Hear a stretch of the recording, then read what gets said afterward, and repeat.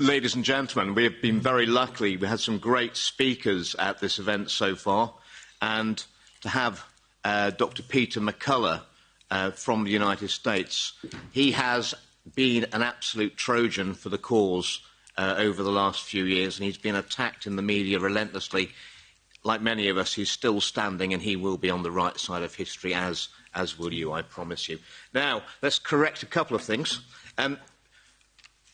I've had some brilliant briefings on the WHO from Philip, I think 2 of them in Norway, which was excellent. And yes, I would love to claim all the credit for the debate we had in our Parliament on the WHO pandemic treaty, but that would not be right. We have a quirk in the UK Parliament, and the mother of all parliaments, that if 100,000 of our electors write in with a petition for a particular debate, then the government is duty bound to put on that debate.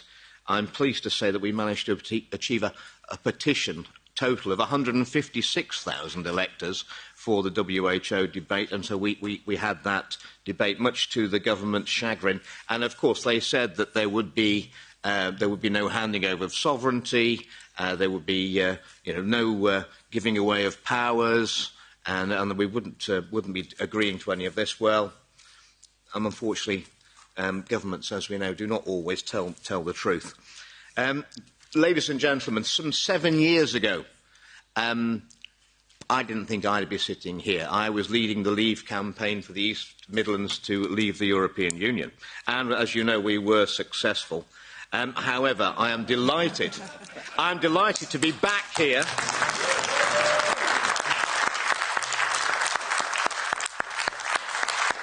with my European friends, standing shoulder to shoulder on an issue of the most importance in our lives and those of our children. So I didn't expect to be here, but I think we can all say that over the last 3 years, a lot of things have happened in our lives that we didn't expect to happen. So desperate times lead to desperate measures. And the main point I want to make in my address to you today, in the time that I've got available, is that, and I want you to hear loud and clear, that the very concept of the democracy that we've taken for granted all of our lives is under threat as it never has been before. And it's not just in my country, it's not across Europe, it is across the whole of the world. It's not from external armies mounding up on our borders this time, but it is from the corruption and the decay of our own institutions are allowing this to happen. I think every one of us who's elected and represents our people, we need to remember that we are always the servants of the people. We are not their masters, and some of my colleagues and some elected representatives around the world have forgotten this lesson. They will need to learn this lesson again. We are entrusted to represent our constituents and their best interests at all times. And when their rights are threatened, we are duty bound to defend them. Again, many of my colleagues seem to have forgotten that, and the turnout even for the WHO debate in our Parliament was very, very disappointing. So, the global pandemic treaty is such a threat to our sovereignty, looming ominously on the horizon, together with the amendments to the international health regulations, which will fundamentally, if they're passed through our parliaments, alter the relationship between the citizens and the state. The WHO would paint an illusion of nation-states coming together to fight deadly pathogens, when it's really, as we've already heard, a power grab by an unaccountable elite, rather keen to reinforce the power shift that has already happened in the global pandemic response to COVID-19. The recommendations made during COVID-19 by the WHO were advisory, and they now want them to become mandatory. I mean, let's face it, the WHO did not exactly cover themselves with glory with their recommendations during the COVID-19 pandemic. It was a litany of disaster, a disaster which the WHO were not even keen to look into. They've had no review of their performance and their recommendations during the recent COVID-19 pandemic. So confident are they that their ideas and their advice was absolutely perfect. So there can be no doubt that if we fail to learn the mistakes of history, certainly that as far as the WHO are concerned, they are doomed to repeat them. So the World Health Organization is an unelected, diplomatically immune, tax-exempt group that bears no resemblance to the good faith Florence Nightingale Union of Nations set up over 75 years ago.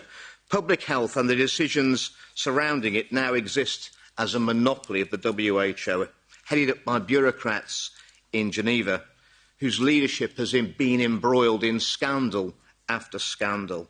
And the majority of the influence on the WHO now is by external entities. And indeed, as has been mentioned, one of the richest men in the world has a massive influence over the WHO. Indeed, I think 84% of all the funding of the WHO now is by external commercial sources, with an ability to direct the area that your generous donations to the WHO will send their policies.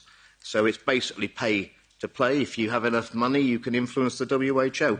Not exactly the people I'd like to be deciding in the future whether my constituents are locked into their houses, whether they can see their relatives, if they have to wear masks, and if they have to take mandatory medication. I would say the least qualified people in the world to make those decisions. And any parliament that decides to abdicate its responsibilities to its constituents does not deserve the name of being a parliament and does not deserve a seat in any elected assembly. We have no right to relinquish our sovereignty, the sovereignty of our nations, because it's not mine to give away. It's not any of us to give away. Sovereignty always belongs to the people, and every election should be returned back to the people, where they will again decide who they allow to represent them for the next parliamentary period. Forests can be grown for 1,000 years, but can be chopped down in a few weeks, and the same is with our democracy. I've actually been shocked, and I think people in the UK have come to take our democracy and freedoms as a right, an entitlement, that's something that would never be taken away. But I'm equally shocked that those in Europe who have suffered under tyranny in living memory would, again, perhaps acquiesce to that position again without resistance. So I don't think I'm being dramatic when I say that the Global Pandemic Treaty and the amendments to the international health regulations will allow the WHO to declare a public health emergency of international concern, a FAKE, abbreviated to, and not only when to call it, but how long it would last and when it would be over. And I suspect that it would be a very long time before we had democracy returned to our independent parliaments.